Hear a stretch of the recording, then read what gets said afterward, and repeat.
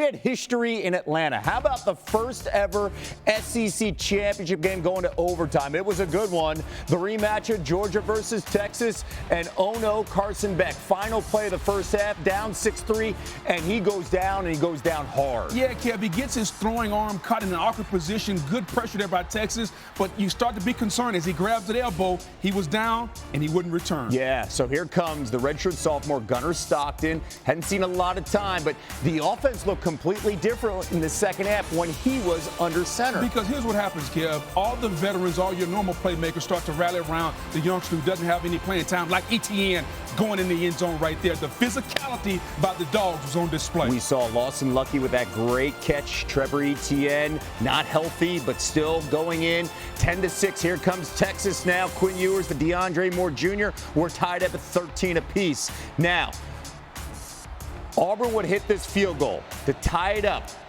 He was 2 for 4 before that kick, but we would go into overtime. Georgia needs a touchdown to win.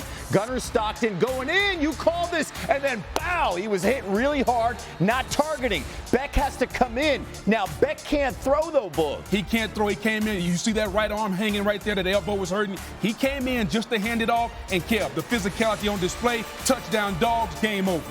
With a walk-off touchdown, Kirby Smart's third SEC championship on what Stockton did. Here he is. Man, the kid played just tough as nails. I mean, and he hadn't got to play much this year. That's the hardest part is you don't get a chance to play these guys. The Florida State game is probably the most he's played. But can't say enough about his toughness, character, whatever you want to say. The guy's a phenomenal leader. He made some good plays, and I think everybody else rose up around him. Look at the numbers here. And Stockton, by the way, a 4-star Georgia legend in high school.